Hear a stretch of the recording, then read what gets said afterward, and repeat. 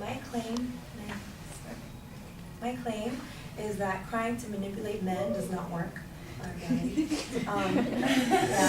you guys ever been in a situation where you're in a relationship or even with your friends, you're in an argument, and then you're losing the argument, but you still want to have what you want to have, so you cry, and the other person's like, oh my God, I'm sorry, and they kind of just back down, right? And then you think that you'll win the battle. And women tend to do that more often than men, and it's okay because women are naturally more emotional than men, and we cry a lot more than men. That's an established fact. Let me prove that to you. Dr. Will Frey, who is someone who studies a lot in tears, he found this chemical called prolactin. It's supposed to stimulate lactation in women, but it's also the same chemical is also found right here, in the tear duct. And women have 50 to 60% more prolactin than men because we have lactation. And by transitive property, that means the higher the prolactin, the lower the threshold of crying. So which explains why women cry more than men, so you don't have to feel bad if you are a crier. But still, no one likes a crybaby. I don't really like friends that cry too much. But I think the crier thinks that if they cry, they're going to generate empathy in another person, but it really doesn't, because if you cry for the first time, you kind of just you kind of feel bad for them, right? Oh my God, they're crying. But then if they keep doing it, it just generates anger and frustration in the other person. An example, I love Desperate Housewives. I watched on Netflix. I finished the entire series in like 2 months, and it's like 8 seasons. So in that one of the episodes, Lynette, which is a character, she has an infant baby.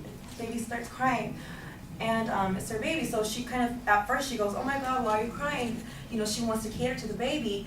But later, if the baby just keeps crying, she gets frustrated. She leaves her baby to her friend.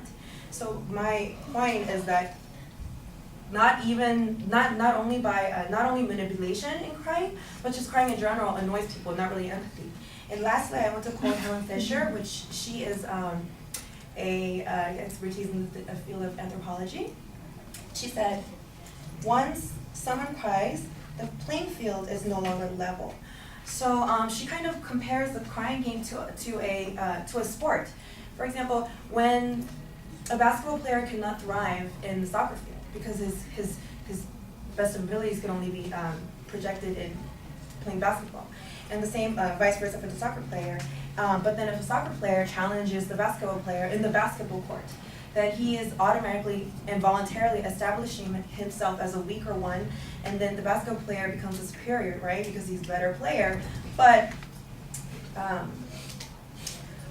even though the basketball player is a superior, he can't perform to his best abilities because of the incompetence of the soccer player.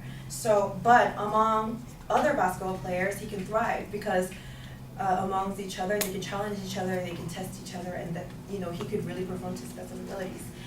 So when a girl cries, she thinks that she's manipulating the guy, or the guy, whoever the crier is.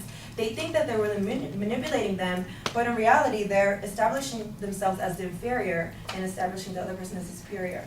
And in relationship, that doesn't really work. What works the best in relationships is equality, right? Nobody is lesser than the other person.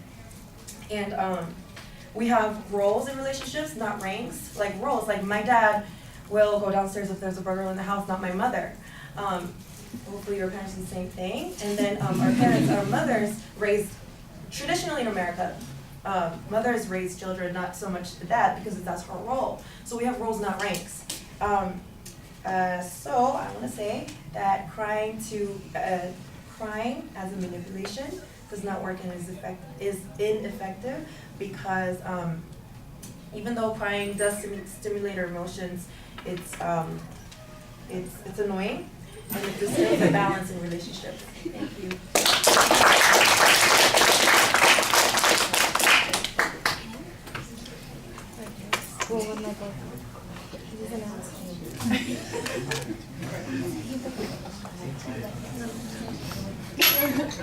Oh, it's okay.